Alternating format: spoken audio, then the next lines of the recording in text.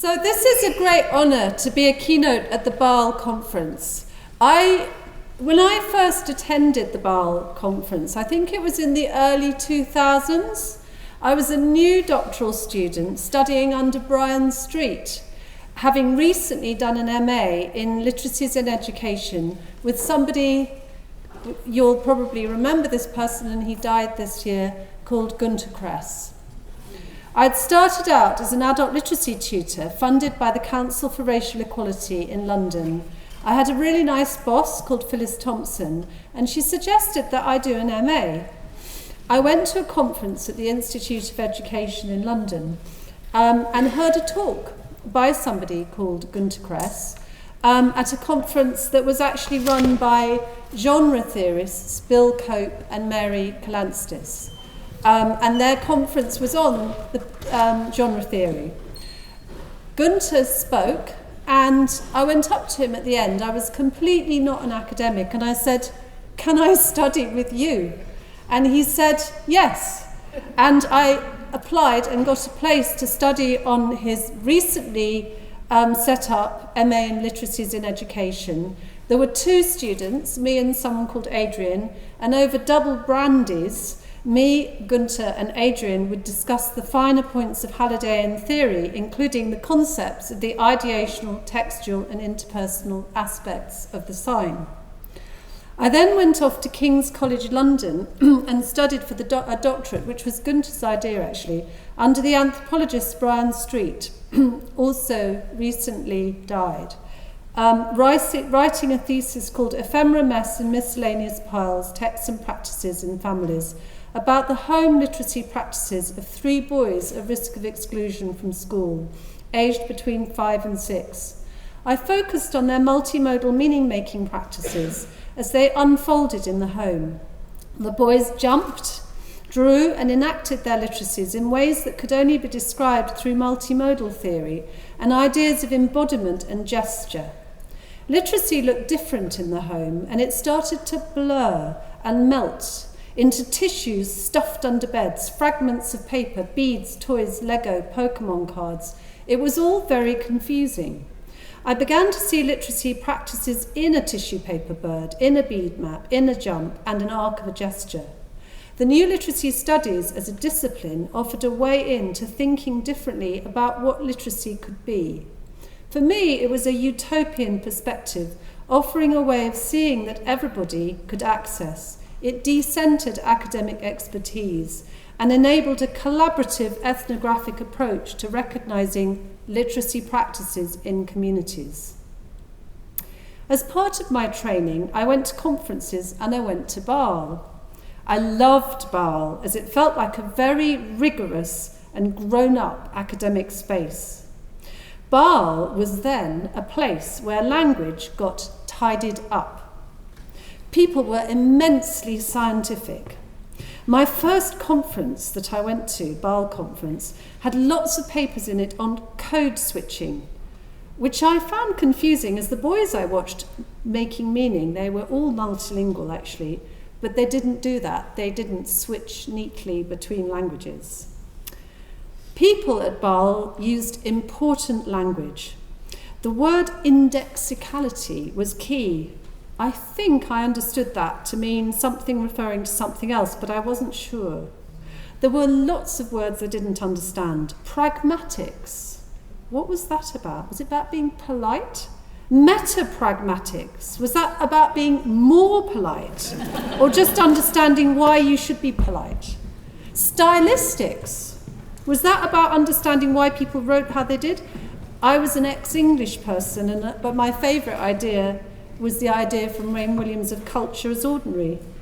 How could it be ordinary if it was attached to a word like stylistics? None of this seemed very ordinary.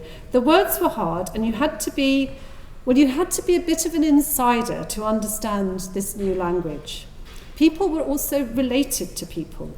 They traced their genealogy, as I've just done, through men such as Gumpertz, Hymes, Halliday, Blomart.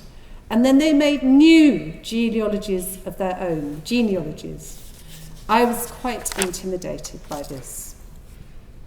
Having refused myself to do modules on pragmatics and stylistics, because I didn't know what they were, at the Institute of Education, in favour of not one but 2 modules on children and popular culture, which I did understand, I didn't understand what these ideas were.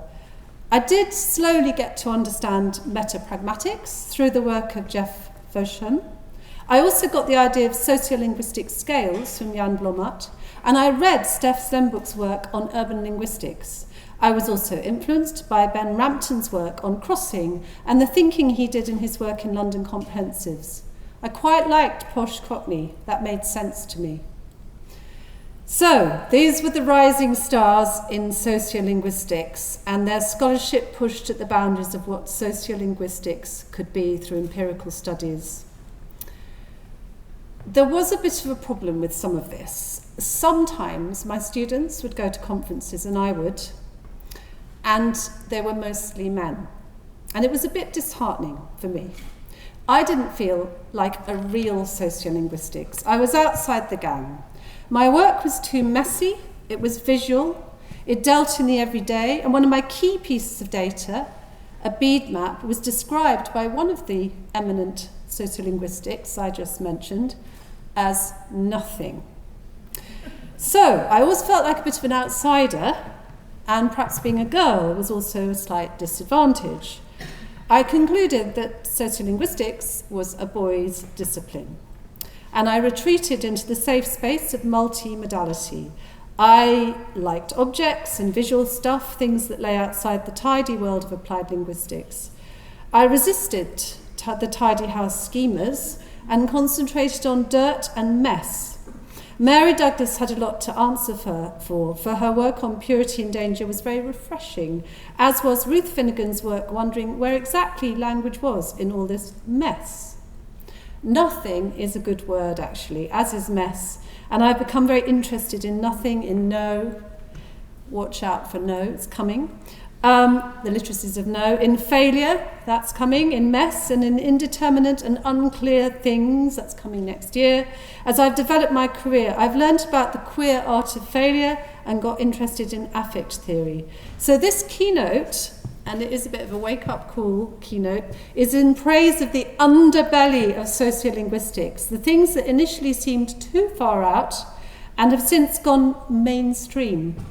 It's about multimodality, materialism, new materialism, co-production, and post-humanism. Hooray, we had a lovely colloquium on that just now from Finland. And the ways in which applied linguistics as a field has dissolved, disintegrated, and become undone. I would dare to say that it is the girls' view of sociolinguistics. I've also begun to think about the politics of citation from Sarah Ahmed's work. Who cites who and why? In applied linguistics, I think this is a useful thing to think about, and my talk here reflects my citation history. What is the field? And more importantly, who is the field? This is from one of my favourite books, Carol Shields' Unless, and it's recommended reading for this keynote. There's a little piece where she's talking, the author is talking, and she says, we've arrived at the new millennium and we haven't arrived at all. Who would say your major influences were? A television literary figure was asked. This required some careful literary thought, but not too much thought. Chekhov, certainly, he replied, his face softening to dough, and Hardy, and of course Proust, that goes without saying. What's the matter with this man? Hasn't he ever heard of Virginia Woolf? So, here are my influences, and this is my citation trail. When I started out, I was so grateful, and she's in the audience, so I feel a bit weepy, to Karen Tusting, who really did set up, I think, more or less single-handedly, along with some really brilliant colleagues, Angela Crease and others, Janet Mabin, this linguistic ethnography SIG, still going strong at BAAL, and that was my home when I started out. I was also really grateful to Marilyn Martin-Jones and Catherine Jones, who were really champions of the idea of multilingual literacies and helped me articulate that when I saw it in homes. I was really grateful to the Translanguaging gang. They messed up code switching. Hooray for Ophelia Garcia and Angela Crease. Suddenly it's got messy, and it's good that it's messy. And then Rosie Fluitt and Leslie Lancaster and myself set up the multimodal SIG at BAAL. I'm not quite sure where that got to, but it was great. And now we have new work. We have Jessica Bradley and Lou Harvey doing their wonderful work on creativity and applied linguistics. I've been really influenced by Leslie Gurley's work on posthumanism, translanguaging, and applied linguistics, and we have our very own wonderful Caller Badwin doing multilingualism, place and scales. So I have a trail, I have a heritage, and I feel like I've arrived because I have some people.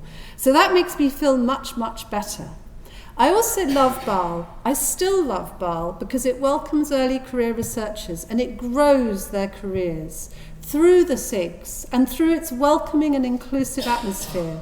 It's something I value very much, and I'm very, very much appreciate all of you coming here to Manchester Metropolitan University. I do hope that you can all go on a journey like me and delight in applied linguistics, but I hope, like me, that your experience of the edgelands of applied linguistics leads you into some really wonderful places. So, my next question is, what is language? I've talked about myself and my genealogies, and I'm aware I've been very lucky in my mentoring and support from more senior scholars. Many of them women, but not all. I've mentioned Gunter Kress and Brian Street being really important to me, and Raymond Williams. One of the things I reflect upon here is how that shaped my understanding of what language is. What are my genealogies of practice? And I'm really interested in exploring that question today. When I worked with communities in Rotherham and in the homes that I was talking about, many of the young people produced different accounts of what language meant to them, steeped in their own linguistic and ontological histories. So today I'm going to explore what language and for good measure literacy is and could be through the eyes of the studies. I will take what I call, and this is Q new book, a living literacies approach to language. That is drawing on work that's engaged in practice and sees literacy and language alive in the moment. As I talk, I'm going to ask you to think with me and move with me. I see this as a progressive movement in the main, from code switching to translanguaging, from monomodal linguistic study to multimodality, to bilingualism to multilingualism, and then from materialism to new materialism, humanism to posthumanism. We're on a road here, and while the world continues to perplex us, sociolinguistics continues to dissolve into something that I think could be more inclusive, more unclear, more messy, and more lived through and with everyday experience. It's a hopeful vision, some might say, utopian to think otherwise, to dare to dream and try and mess up a discipline. So what is sociolinguistics and what is language? So this is what was described as nothing by the very eminent, well-known sociolinguistic man that I mentioned earlier. I put it up and he said, well, that's nothing. It's a bead map created by a Turkish boy. It's his country, Turkey. It's his mother's prayer beads. And he was making the map and talking as he did. I make the maps like Saudi Arabia, Turkey, England. And what he was actually doing was tracing his transnational identities through a sign. And that's where Gunter's work was so helpful. He was creating a motivated sign. So one of the wonderful things about Gunter's work is that he was very interested in the everyday stuff around children and talked about how as children are drawn into culture, what is to hand becomes more and more that than which the culture values and therefore makes readily available. The child's active transformatory practice remains, but it's more and more applied to materials which are already culturally formed. In this way, children become the agents of their own cultural and social making. So for the child I observed, he was making stuff from culture. He was translanguaging. Here he's going between bird, gosh, which is kush in Turkish, phonetically spelt, and kush in Turkish, and there is the bird. And he's simultaneously looking at himself as the bird inside and outside the sign. And one of the things I loved about that, it was a scrumpled piece of paper when I encountered it, and it's so incredibly complex as a sign. So one of the things I've loved and followed is the work of Angela Crease and Adrian Blackledge as they describe the reality of bilingual and multilingual children. And actually also my colleague as well, Pura Aziza, who's I think in the audience, has also described about the multilingualism of children and how they live that. They haven't really got a word for that, they live it. And I think one of the problems is the conceptual framework that makes language tidy isn't really reflecting that tidiness. My argument here is that the tools with which we use to conceptually understand language need rethinking in relation to the world in which we live. So Janet Mabin has pointed this out and suggested that the theorization of multimodality and the ubiquity of digital communicative practice have presented a range of challenges concerning how to conceptualize different kinds of semiotic material and the relations between them in communicative practice. Ruth Finnegan has really helped in her book What is Language by talking about that selective choices are inevitable when you do this kind of work. The resulting appreciation of the multiple modes of human life at once takes us beyond the purely verbal and cognitive and uncovers the partiality of the narrow linguistic tale. And I think that's really important. So here's my research. Here it all is. This is a slide that I sometimes use because it kind of, I've got memories of each of these events. So up there is a purse made by a young child in a home, a 10-year-old, and it's her own video of her home literacy practices. The slide on the right is a video that was made by a group of young women in Moormarsh in Rotherham. It was supposed to be shown to the government, civil service. They didn't actually watch it, but it's a shadow puppet account of how they feel distant from government. The Portals to the Past Legendary project is on the left. A toddler book repurposed for teenagers is in the middle, and the Union Jack done just before the 2016 vote by a group of Roma heritage young people and British Asian. This is what I see as literacy and language. It doesn't really look like anything. It could be described as not exactly nothing, something certainly, but we're not quite sure what it is. But one of the things that I'm really interested in is how do you find a language of description for the stuff, for that kind of stuff. If we look at the purse, a contextual email written by the girl's aunt makes sense of a heritage, which I'm actually just writing a bit about for a project here, within the South Asian communities that I was working with, of craft and sewing, applique, crochet and embroidery. The textile side of our heritage comes from the women in the family. We have older relatives that do applique, crochet, embroidery, sewing and knitting. My younger sister loves craft type of activities and buys the girls a lot of resources to do sewing and fabric work, especially on birthdays, Christmas and Eid. So one of the things about literacy here is it's inscribed into textiles. So like the old samplers of the past, there is a sampler. There's also a sense of unknowingness in some of this stuff. And I love this quote from Janet Mabin. There's an interrelationship between writing, material objects and speech that's yet to be researched. Alistair Pennicook talks about needing a more expansive view of language than is common and needing to stretch the language. And this requires a question: how can the production of knowledges be tied explicitly to a politics of social change favouring less privileged communities and places? One of the things I love about BAAL is that it really encourages researchers from lots of different linguistic backgrounds to do research on language, and I think we need diverse researchers for diverse languages and literacies.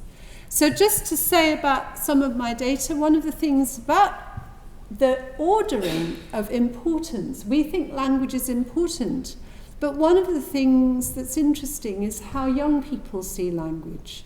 This is a piece of data. It was a little image of a name, and I asked, can you tell me about this, please? I did it in my big sister's bedroom called Name the Child. I used watercolours and I wrote it in my name, and I have done lots of stories, and I used some glitter and I wrote some crystals. Writing language materiality is coming differently in that order. It's not in the order that I think sociolinguistics use, and I'm really interested in that. Glitter is as important, and crystals and watercolours. This is a piece of nail art from a child's notebook, and within the nail art it says, "Say no to racism." This child, and I still have contact with this child, experienced very extreme racism right the way through from, well, the J report in Rotherham unleashed worse racism. The BNP was marching through the town regularly, but a lot of British Asian girls didn't go out when I was doing my fieldwork. And so there encoded is a really clear message, but it's in nail art. Again, something quite ephemeral, perhaps. So one of the things I'm interested in is, what do young people make of language and literacy? What do they think it is? I don't think we know what young people know. I really don't think that. So here's another piece of data, tiny piece of data, which is thanks to Hugh Escott, researcher extraordinaire, and this is actually published, so you can read about this. A piece of filming by some boys in a playground in Rotherham, Rawmarsh, about a world where language is banned. This is a world in which ninjas rule and language is banned, and there is, of course, a talking permit. You're allowed to talk if you have the permit. There's the permit. We actually can't show the film because we think the boys are quite grown up now, although I did meet them and they said they quite liked us showing the film. But they basically tell a story about a ninjas, and in a world that's talking is banned, one ninja will not rest until he screams his guts out. Actually, you're really lucky not to hear the film because it's mostly and it's all about leaping and jumping. And we spent ages trying to work out what the film was. What kind of genre is this film? We couldn't work it out at all. So Hugh mostly did this. He did a transcription of the talk. That seemed quite grown up. I'm not going to go through it because of time. And then we did a transcription drawing on Carrie Jewett's work on multimodal transcription. But we had an extra little line, which actually Jackie Marsh also did, for the materiality, because we realised the objects were like part of the thing. They weren't separate, they were part of the thing. And we were talking about this earlier with a map of Finland, but the objects acted. So we ended up actually, when we were analysing this, seeing the objects as actants. And we tried to write our transcripts from the point of view of the objects. We tried this out. It's kind of a bit weird being an object, but it's good for you in a way. So what we did is we thought about things from the point of view of how the young people presented the stuff to us. And we thought about how that changed our ontological understanding of language and literacy. And we have written an article that's in Discourse called Learning from Ninjas. So one of the big questions I got to at this point is how illiteracy is conceptualized, but also shaped and constructed from stuff within the everyday. And I began to realise that I couldn't do it on my own, and that participatory methodologies, particularly collaborative ethnography, and for that I thank Eric Laster and Elizabeth Campbell, who helped us with this, really helped unsettle these ideas. We also were working with this idea of artefactual literacies, which I've written about. But as a team working together, we ended up sharing our conceptual understandings. And this was through a large project that I was doing called Imagine, about relationship between civic engagement and culture. So this is a beautiful quote, and I think this is what I think, is that it's really hard to separate literacy out from what we're doing with it and in it. And this comes from Yeats, but literacy cannot be separated from what people are doing, how they're doing it, when, where, under what conditions, and with whom they're doing it. Metaphorically, there's no separation of the dancer from the dance, and that's Bloom and Green. In our Handbook of Literacy Studies with Jennifer Rousel. So one of the things I'm thinking about at the moment, Jennifer and I are actually writing a book called Living Literacies, which is about being in the field, about literacy and language researchers being, as it were, almost that is the thing, there's not another thing. And I think it's about our relationalness with our co-participants, and our connectiveness has changed how I understand literacy and language. And I think we each to each live with and learn from the research process. So I kind of feel like I'm living literacy and language research as a researcher, and I think that's partly because I have done a lot of research projects and I continue to be with young people in my research projects. By the way, anybody in Manchester, 10th of September, come to BAAL. We, a group of year 4s, are presenting their research with me and Steve Pahl. The young people are becoming the presenters of my research. So that's how I think. So the living literacies idea came out of the original book called Artifactual Literacies, and was drawing on Brian Street's notion of ideological literacies, this idea that all literacies are ideologically situated. But it's trying to see in a more forward-thinking way how present a conceptual framework for literacy which understands literacy as lived. And what we've done is take this idea of different optics, seeing, knowing, hoping, disrupting, creating and making, and kind of thinking, okay, if we look through those verbs, and Brian Street did talk about this idea of culture as a verb, does literacy look different? Can we rethink literacy? So the chapters I've written on hoping and creating particularly look at the idea of literacy, the literacy event, and then Masumi's idea of the event and the idea of the event as a creative act. And this is, we're trying to kind of jump literacy into being in a different way. So this was from a book which has been published by Elizabeth Campbell, myself, Zainab Rasool and Elizabeth Pente on Rotherham, and it's a co-produced book. And one of the things we wrote about was how hard it was to separate literacy from ourselves. So it's a quote from the book. Methodologically, it's impossible to separate out how we see literacy. Literacy looks different wherever you look in the data. These competing analyses were also collectively constructed and reflexively analysed. And that's also a bit from the book with Mike Grenfell, which was really trying to understand myself in the process of doing the literacy research. And this idea of participant objectification, I was trying to think, where was I? And that was the question that came up this afternoon. Where are you in the data?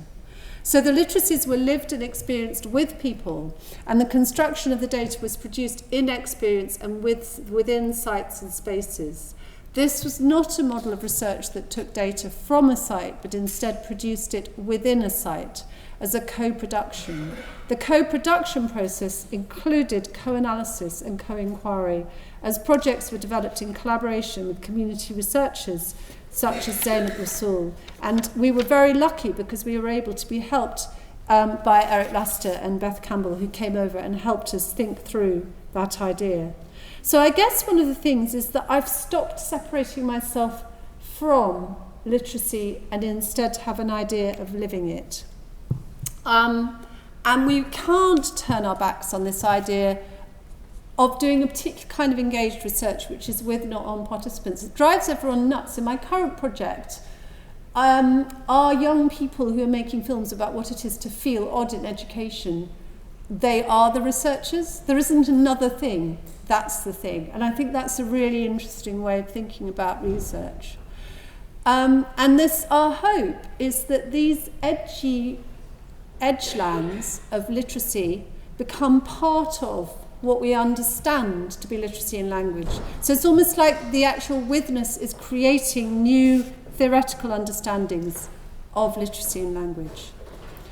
So basically, I've kind of moved on, and I now think that the term literacy can be used, this is what Ruth Finnegan argues, to describe communicational practices that include oral, written, and crafted multimodal texts. And I think there's something about, Rosie Fluett talks about an expanded view of literacy and how it recognises how literacies themselves are multimodal. And they incorporate materially situated literacies within objects in relation to material culture. But there's a wonderful book about literacy embodiment, and this view of literacy begins to account for embodiment, feeling, and affect. And there's also a wonderful book, big plug, Literacy and Affect, by Kevin Leander and Christian Ehret. And this is all taking in a much wider spectrum of communicative practices into a definition of literacy. So I'm going to give you one more little taste of our data. This is in an article coming out after much pain and sorrow. It's coming out in Linguistics and Education. Hooray for applied linguistics. It does actually publish our work. Linguistics and Education, watch out for it. It's actually called Being in the Bin. I really like the fact my articles that you're all going to read in the next few years are going to be called Bin, No, Failure. They're really great. They're all about getting things wrong.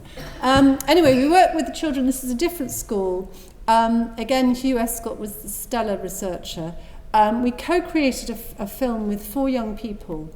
They were basically being asked to work. What we were all interested in on this project, Languages Talisman, is what does language mean to young people? So one lot of kids were doing the film about a world without language. These young people were really concerned about what would happen if the implications of not being able to spell on getting a job. This was a school where Ofsted had come in and said that the children didn't speak in standard English. They spoke with a Rotherham accent. The head teacher was really supportive to our project and gave us a lot of slack to kind of work with the children to think about language and kind of almost respond to Ofsted, who actually came in a year after we'd been in the school and gave it a good. So that's a relatively good story. So they filmed the story of a boss who tears up a job application because it's badly spelled. The boss shouts in the face of the rejected applicants and stuffs the paper down the applicant's shirt. All the children laugh as the applicant plays at angrily tearing the paper out from his shirt. So basically it's a kind of enactment of a scenario. There are actually three enactments, and one of them is quite cross. And we were really interested in the bin. The bin kind of clanged. In the video, it's like the ninjas screamed, it clanged, and it also became this real focus, and it was like the screwed up application, and in a material effective way, it was the one that caught our mind, like the idea of data that glows from Maggie McClure. So we did a note on the objects. We actually scored the objects. We did a scoring system. We had different scoring systems. And and we did our transcription. There's our transcription with our images. And we also did a cartoon. Again, Hugh Escott and Chris Bailey are to be thanked for this. And the cartoon transcription really captured the sound. And for me, that begins to address the things that are not linguistic about that interaction. That the boss says you're not getting the job, and there's the paper rustling and the laughter and the kind of he, and all of those other things that often get lost when we're thinking about interactional stuff. So I was actually quite pleased with that. So I think one of the things I've decided is I really like the edges. I like the edgelands of applied linguistics, and I'm quite happy with where I'm sitting now and thinking. I've been really helped by Gabby Budak's work on objects and language, which has been about the way objects travel, but looking at them together, objects and language. I've been really helped by Julia Snell's work. This is one of my favourite articles. I know bits of it by heart. She has these kids in the playground, and one of them hasn't got her shoe, and she's jumping like that, and it's all about how they use different dialect repertoires in different contexts. Betsy Rhymes's work on citizen sociolinguistics was really helpful for me and Hugh as we were writing our Linguistics and Education article, which really is going to come out, thank goodness. And it helped us think about why young people's understandings are really useful. And then our very own Abigail Hackett here in Manchester Metropolitan University with Paulina Rausio has begun to think about different kinds of practice, such as young children's running and rolling, as more than human multimodal meaning making. And I give that to you because it's just come out. It's a fantastic article. So I'm beginning to get my own genealogies of my own rather strange applied linguistics practice. I don't feel it's done though. I feel like I'm just starting, which is a bit depressing because I've been coming to BAAL since 2001. That means I've been coming to BAAL for nearly 20 years and I'm still not there. But I would advocate, I think, a methodological orientation for everybody as researchers that attends to lived experience and to ontological categories that are formed with participants in research projects. This might mean acknowledging complex linguistic heritages that are unwritten or undocumented, I'm beginning to realise how much the colonial nature of language dominates a lot of the work that we do. And I'm also working in Uganda now, which is a completely different space, but makes me really reflect on the hegemony of Western language. One of the reasons we need to do research with people in communities, and those people need to become researchers, is the books about the practices we find there have not been written, although there's been some great books, like Jean Conte's book actually outside, I do recommend that, and Angela Crease's book, some great books in the bookstores. I think literacy, language and research is a utopian enterprise. I know the world feels quite scary right now, but I think it is really exciting. And it's one that finds its way in the half-glimpsed spaces of the not yet, and that's actually another piece of the living literacies argument. So what does this mean? The tissue paper bird, the bead map, the nothing. What does this amount to anything? Except the screwed up paper in the bin. That's what's difficult. They are things you can disregard. A lot of my data went under beds when I was working in homes. Where do things go? I also think there's a real question about where people go. And this influenced me. I'm going to just play you a tiny clip. Dorothy Byrne, must-watch video from the Edinburgh. The other old ladies to help. Right, we're just going to.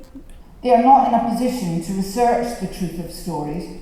That's what journalists are there for. So with so much to be done to uphold the role of television in our democracy, where are the other old ladies to help me? All the women I started out with have gone. What happened to them? I feel a bit like a character in an Agatha Christie story. And then there was one. Were they all murdered? I think there's something about who gets to stay the course here. One of the things that I think is really complex about doing academic study is who is doing the genealogy and the making of the story. And I'm very conscious of how hard it is to be an academic, how difficult it is to keep going, and how important it is to do this kind of work. And some people starting out will think, oh, how can I get my first job? And it's really hard, and I've got two small children, and I haven't slept for 14, days or something. How do you do it? The thing is, it's really important to do it, and everybody here should take heart. I think we're going to lose some important things if we don't listen to the ephemeral, the diverse, the nothings of the world, the raw that lies on the other side of silence. Otherwise, I think we're just going to miss stuff. And this talk is really saying it's important to listen. I'd like to thank Carol Shields, Dorothy Byrne, and these people. And also, this talk is in memory of Brown Street and Gunter Kress. They really did start me out. And also, I'd like to say, we all miss them, and also a tribute to my colleague Lisa Proctor, who also passed away. Who gave me really the energy to start talking back.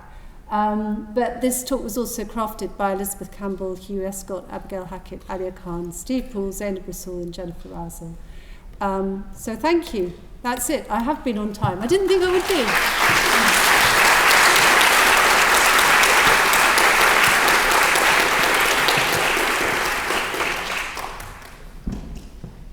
Can you hear me? Is that working? No. Hello? Yes, working. Perfectly timed, Kate. Yes, I'm always terrified of going over. I hate going over.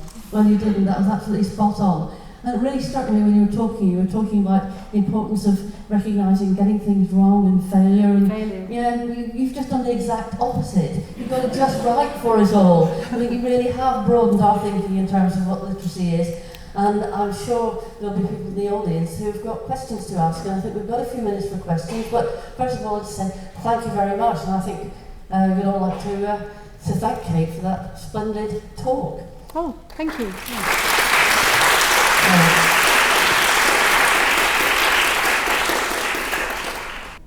Kate, perhaps you can tell us a little bit more about where you're going to go next with all of this. Well, I'm writing this book, Living Literacies, yeah. And I think I want to write a book called Untethered with Lalitha Vasudeva and Richard Stebbing Jones from Sheffield, about the praxis of collaborative inquiry and things like unlearning, failure, the kind of witness that it takes, because I think one of the things that we don't have is many methods books that kind of tell you to disintegrate. Most methods books are very kind of, you do this, you do that.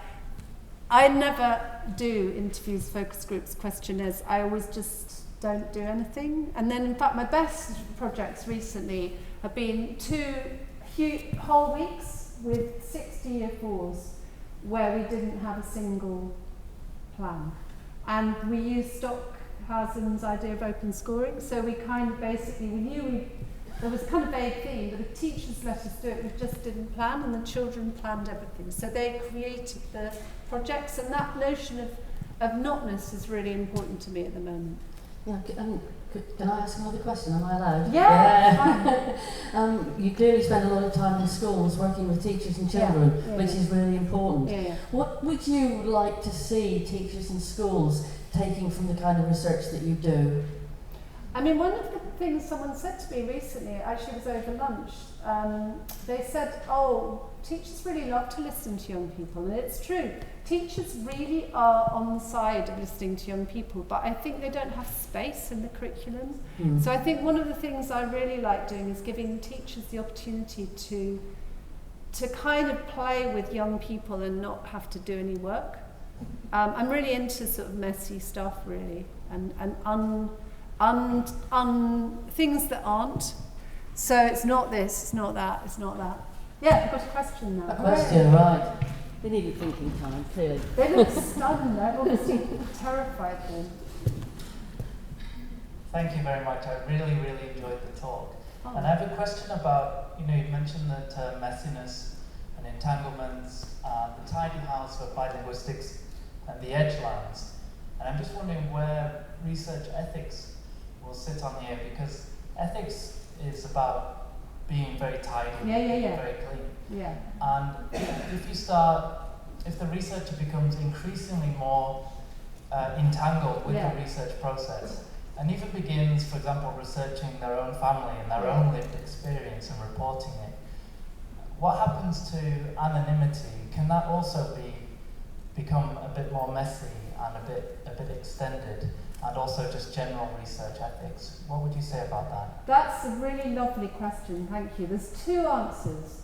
Answer 1 is my current practice, which is that when I worked in Rotherham, the youth worker I worked with, it was just before the J report, said, Kate, can we encourage the young people to say no to the ethical forms? And I realised that no is a good word. So in those days, the girls particularly would say no. The shadow puppet was because they all said no to being filmed. So my first thing is that I love ethics, and I love it as it pushes against academia. It stops us.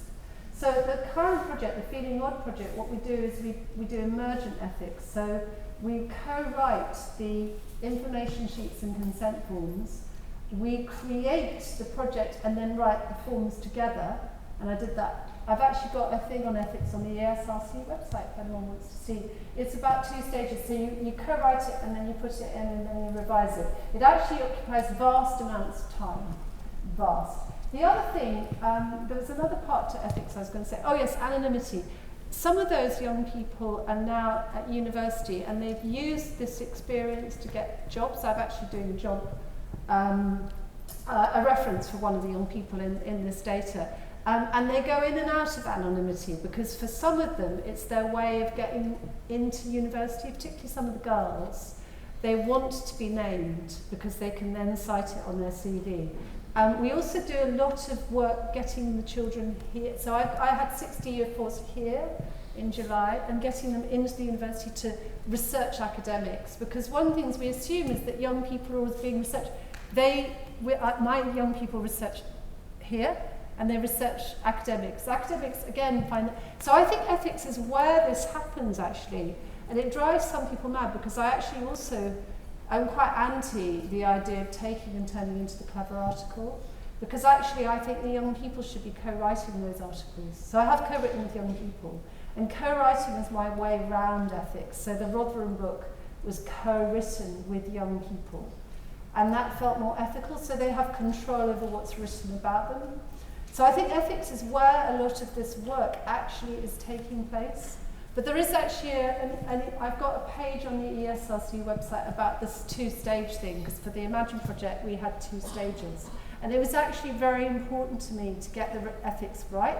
So on one level, you're right, it has to be really, really thoughtful. And I spend vast amounts of time on ethics. I mean, probably a quarter of project time. So that week that I said was unstructured, the first day was thinking, the children thinking what an article was, they're coming to the conference because they didn't know what a conference presentation was, so I said we better come. So they're coming.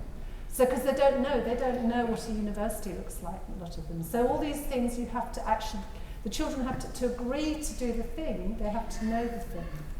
So they have to then go here, and they have to go to beer and all of that. So it's a huge process.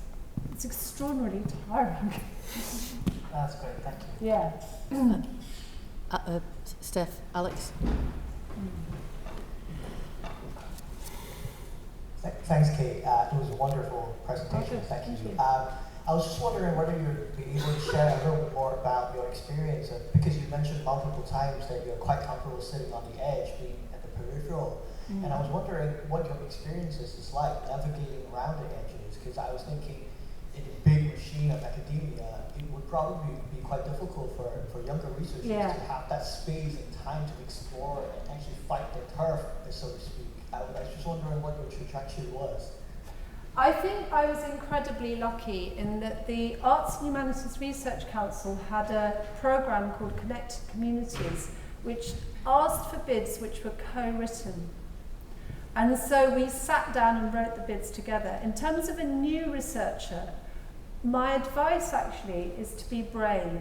I know quite a lot of people in Research Councils England who really fight for research funding in the UK to be equitable. They recently did a project called The Common Cause, which was about universities and black and ethnic minority organisations. There is a real tide in that little space of Research Council funding, which I know an awful lot about, because I kind of inhabit that space, which is really pushing for early career researcher support. Every bid is scrutinised for that. And I also think that the more brave you are, in a funny sort of way, that's what they want to see. They want to see risky research. They want to see research that does push at the edges of what is known. And that is where the field is. So almost I would say be brave. I know it's really hard. I mean, the thing I always do, you can see Hugh Escott there.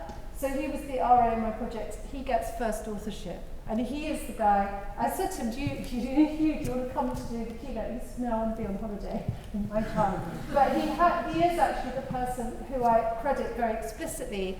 And I think the other thing is that any academic like me should be able to give the publications to younger colleagues, because that's really good practice, and not to claim them. Likewise bids, although it's still up and down. Me and Sue Corcoran are struggling with that at the moment. But, yeah. Oh, several up there. 3. Oh gosh. They've all got going. They're just they're just not so. Oh, good. Thank you, Kate, for the very inspiring and encouraging talk, especially that your non-mainstream research has now become mainstream. Yeah. And it can really inspire us.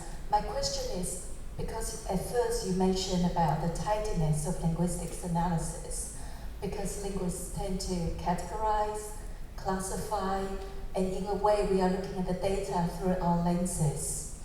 And so it was really great to apply the messiness in terms of to capture what is actually happening in that particular context. So from your experience, what was actually captured through your approach that has not been captured in the past? And also maybe what have you been captured that is actually not sufficient or might not be sufficient to capture the actual action? I'm just quite curious about Yeah, that's such a nice question. My view, and this is me being really honest, is I wish I spoke Turkish, Urdu, Arabic, Pashto, I think what I haven't captured in my data is something which I've noticed over the years, is this idea of dialogic objects. So I'm really fascinated by this. I noticed that a lot of the objects in the homes, particularly the British Asian homes, had two languages and two names. And I feel like that is a weakness in my research, that I'm not multilingual enough. So I feel multilingualism is where we should be really pushing more. We should be learning languages. I feel like that linguistically is very, very important. For all the other things, the materiality, the post-humanism, the new materialism, it needs to be done across languages. I feel like that's like what I feel I need to do more of, personally. I would like to just learn the languages that I'm involved in.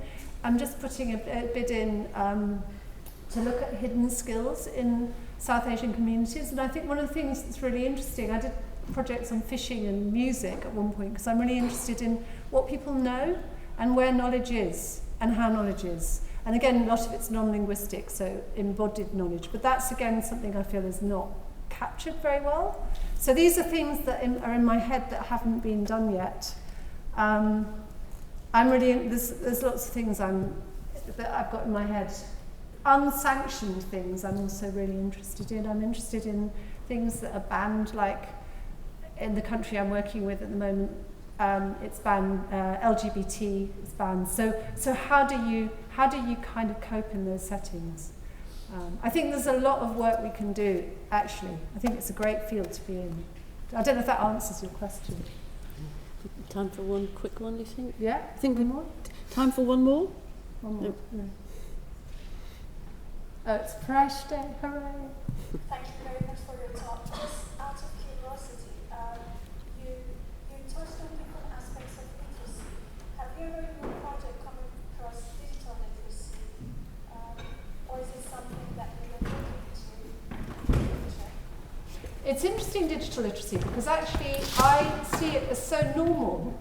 I don't other it. I worked a long time with someone called Julia Davis, and it's in everything. So the data, like quite a lot of my data, is actually embedded digital literacy practices, but I kind of don't. So the home data, I've got lots of digital literacy stuff, but it's encircled by something bigger, and I guess it is interesting. I think it's a good question because I don't focus on it explicitly in my talks.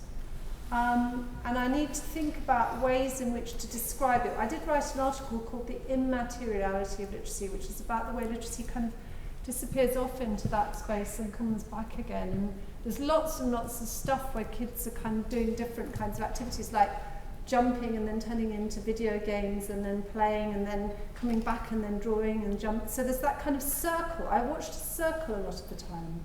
And Jackie Marsh talks about that dancing in front of the television, and I was very affected by a kind of holistic understanding. This is like the material stuff of life. It's not separate. I mean, Julia, who's here, has done lots of really lovely work looking at apps and iPads, and there's lots of work on it, and I sort of almost feel as well as lots of really brilliant work looking at the digital that I really learn from. So that's not a very good answer, but I think it is in the fabric of literacy. Thank you. Before I say a final thank you to Kate, I'd just like to remind everybody there are a couple of announcements after we've finished clapping Kate before the AGM, and I'd please like you to stay until I've made those announcements. Okay, so I'd just like to say a final thank you very much to Kate for an absolutely splendid talk. I hope you've all thoroughly enjoyed it, and I'm sure Kate will be happy to talk about it when you bump into her if you go about definitely. the conference. So yes. A round of applause for Kate, I think. Thank you. There's a description of the slide.